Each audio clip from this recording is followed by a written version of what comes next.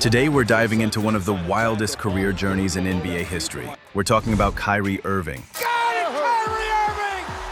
At the heart! A guy who went from hitting the most clutch shot in Cleveland history to becoming the league's biggest headache, and then somehow finding redemption again. Let me paint you a picture. After Kyrie hit that legendary three-pointer to win Cleveland their first championship in 2016, you'd think he was set for life, right? Wrong. The next 7 years turned into an absolute circus show. Now don't get me wrong, Kyrie never stopped being incredible on the court. We're talking about a guy who averaged 26 points per game and made 5 All-Star teams. His handles, pure magic. But here's the thing, all anyone could talk about was the drama he created off the court, and man, was there drama. We had the media wars, the suspensions, the teammate feuds. It got so bad that Stephen A. Smith said, and I quote, "Now we gotta answer for what this idiot has done." That's harsh, but you get the picture. Think about this for a second. One player managed to force his way out of 3 different franchises: Cleveland, Boston, Brooklyn. For Edwards, who checked in the ball game during that free throws from KD. Kyrie gets it back. Three-pointer in the corner. He's 3 for 3 from 3. All left in shambles after Kyrie decided he was done. By the time he left Brooklyn, people were calling him a locker room cancer and a ticking time bomb. But here's where it gets interesting. When Dallas took a chance on him, everything started to change. Suddenly, Kyrie was saying the right things, staying healthy, and actually leading a young team. They almost won another championship. So how did we get here? Let me break it down for you. The early days, a basketball prodigy in the making. Before Kyrie started believing the earth was flat. Yeah, we'll get to that. He was always destined for greatness. Both his parents played basketball, and this kid was dribbling before he could properly walk. He literally wrote on his bedroom wall that he'd become an NBA player someday. But here's the crazy part. In high school, nobody thought it would happen. As a freshman, Kyrie was only 5 feet 7 inches and skinny as a rail. Even as a sophomore at 5 feet 10 inches, he was dropping 29 points per game, but nobody was paying attention because he played in the lowest division in New Jersey. Everything changed when he hit his growth spurt. By senior year, he reached 6 feet 2 inches and became absolutely unstoppable. Suddenly, every major university wanted him, and he chose Duke. At Duke, Kyrie was looking like the next big thing. In his first 8 games, he was averaging 17 points and 5 assists, while shooting an insane 54% from the field. Unfortunately, a foot injury sidelined him until March Madness, but even then, he was clearly the most talented player in college basketball. The Cleveland years, from rookie sensation to championship hero, Cleveland knew what they had when they drafted Kyrie first overall in 2011. This kid immediately reached out to trainer Michael Lancaster, who turned his ball handling into something we'd never seen before. They worked on keeping his dribble so tight that he could literally swat away defenders' hands like flies. And it worked. To that, Dallas has got to attack. Passes. Look at him. But on defense, here's Kyrie making his hit. Kyrie was just 3 votes away from being a unanimous Rookie of the Year. The next 2 seasons, he made the All-Star team both years and even became All-Star Game MVP. His handles were so ridiculous that he was breaking ankles left and right, from Brandon Knight to Kobe Bryant to the entire USA Olympic team. But here's the thing, individual success doesn't win championships. Cleveland was a mess, and Kyrie wasn't even sniffing the playoffs. Then everything changed when one man came home, LeBron James. LeBron's first season back took them to the finals, but injuries to Kevin Love and Kyrie meant they didn't have enough firepower to beat Golden State. But 2016, that was different. The playoffs rolled around, and Kyrie was finally healthy. The Cavs lost just 2 games on their way to another finals, with Kyrie averaging 25 points on incredible shooting. Then came the finals against the 73-win Warriors. Down 3-1, Cleveland's championship dreams looked dead. No team had ever come back from that deficit. They needed a miracle, and LeBron and Kyrie delivered the impossible. Game 5 was pure basketball art. Both superstars scored 41 points, but it was Kyrie who hit all the tough shots. Off-balance jumpers, contested layups. He made 17 out of 24 shots and was a game-high +20. Absolutely incredible. After winning Game 6 at home, they had to win Game 7 on the road. With the score tied at 89-89 and time running out, Kyrie stepped up for the biggest shot in Cleveland history. Up on a minute remaining, and they're putting Curry in the pick and roll, trying to get him on Irving. Irving and Curry, one-on-one. Irving puts it up. It's good! Kyrie Irving from downtown! Kyrie Irving, but it's a play he's made his entire life. The ability to score and flat out get it done on the offensive end. Irving now with 26 and back in Cleveland. These fans realize they're 10.6 seconds away. And bang, Kyrie Irving from downtown. Cleveland finally had their championship after 52 years. The Cavaliers are NBA champions. Out is over. 52 years.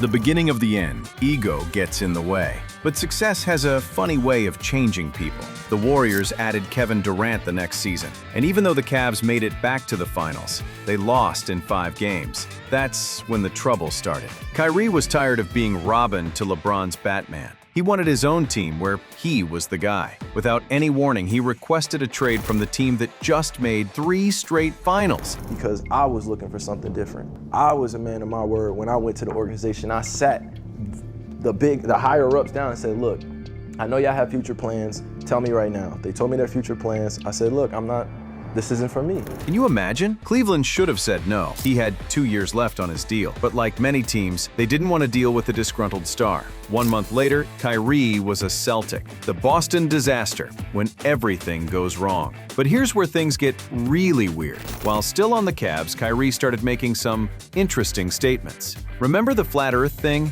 Yeah, that happened while he was still in Cleveland. He went on a podcast and said he believed the earth was flat. The reaction was immediate and harsh. Later, he tried to claim it was all a social experiment. And on that podcast, I was just really like, man, what's going on within our world? And just a whole bunch of truth and conspiracy. I was just like, whoa, this is too much for me. And then I come out and say that, and then the reaction it got.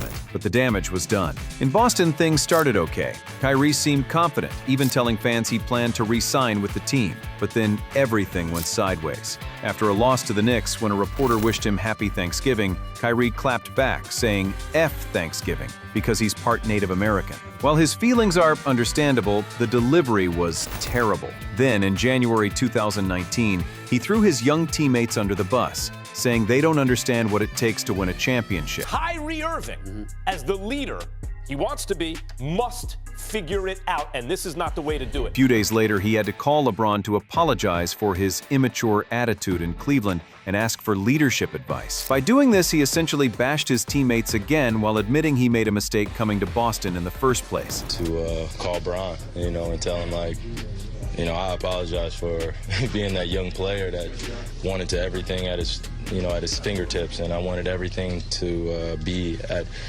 my threshold. I wanted to be the guy that led us to the championship. I wanted to be the leader. I wanted to be all that, and, the responsibility of being the best player in the world and leading a team. When reporters asked about his free agency plans, he simply said they should ask him on July 1st. The playoffs were a disaster. Against Milwaukee, Kyrie played the worst series of his career, shooting just 35% from the field and 22% from 3. After Game 4, when asked about his shooting struggles, he said, Yeah, who cares? And that he should have taken 30 shots instead of 22. The Celtics were happy to see him go. Brooklyn, the super team that never was. Everyone saw it coming. At the 2019 All-Star Game, Kyrie was seen talking extensively with Kevin Durant. Months later, they both signed with Brooklyn. Kyrie started strong, scoring 50 points in his team debut, the first player ever to do that. But injuries limited him to just 20 games that season. When KD came back healthy, they added James Harden, creating what should have been the most unstoppable offense ever. In their 8 regular season games together, this trio was averaging 85 points per game on incredible shooting. The first round against Boston was beautiful basketball. They won in 5 games, averaging 124 points with a 130 offensive rating, easily the best in playoff history. Kyrie even stomped on the Celtics logo after winning, but in the second round, both Kyrie and Harden got hurt. If KD's toe doesn't step on the line during that potential game winner, this might be a different story. But it did, and Milwaukee won in overtime of Game 7. The vaccine saga, when personal beliefs meet professional consequences. Then came 2021, and everything fell apart. 99% of NBA players got vaccinated, but Kyrie refused. Due to New York City's mandate, he couldn't play home games. The Nets initially said he couldn't play at all. For 2 months, Kyrie sat out while his team struggled. Finally, in December, they let him play road games only. On January 12th, the Big Three finally played together again, demolishing Chicago 138-112, but it was their last game together. KD got injured, and James Harden had enough of the uncertainty Kyrie brought. The Beard demanded a trade and got shipped to Philadelphia. Just think about this. They played 16 games together total, went 13-3, but Kyrie's decisions broke up what could have been a dynasty. More drama, the anti-Semitic tweet. As if things couldn't get worse, in 2022, Kyrie tweeted about an anti-Semitic documentary. When given chances to apologize, he refused. The interview was painful to watch. Can you please stop calling it a promotion? What am I promoting? Put it out on your platform. But I'm promoting it? Do you see me in front of putting the it out there, the people title? are going to say that you are Yeah, I put it out promoting. there just like you put things out there, right? He kept deflecting instead of just saying sorry. Finally, the Nets suspended him for 8 games. People were asking, what is wrong with Kyrie Irving? Someone literally said, take Kyrie Irving brain and you put it inside of a bird. The bird is going to start to fly backwards. When Brooklyn refused to give him a max extension, they traded him to Dallas for role players and picks. Soon after, they traded KD too, and just like that, another super team collapsed. Dallas, the redemption story. Most people thought Dallas made a huge mistake. Kyrie and Luka couldn't even make the playoffs in 2023, but 2024 was different. Kyrie stayed healthy and was one of only 11 players to average 25 points, 5 rebounds, and 5 assists. He shot nearly 50-40-90 for the season. More importantly, he wasn't a PR nightmare anymore. He said all the right things, became a real leader, and built great chemistry with everyone. The results spoke for themselves. Kyrie and Luka led Dallas past 3 50-win teams to reach the NBA Finals for the first time since 2011. Even though they lost to Boston, nobody was saying anything bad about Kyrie anymore. After 6 years of burning bridges, he was finally back to doing what he does best, being a basketball wizard. The bottom line, Kyrie Irving's story is the perfect example of how talent alone isn't enough. You can be the most skilled player in the world, but if you can't stay on the court and get along with your teammates, none of it matters. But here's what I love about this story. It's never too late to change. Kyrie proved that even after years of controversy, you can turn things around if you're willing to grow up and take responsibility. Can Kyrie and Dallas win a championship together? Or will the old Kyrie eventually show up again? Drop your thoughts in the comments below. And if you enjoyed this deep dive into one of basketball's most complex superstars, make sure to hit that subscribe button for more content like this.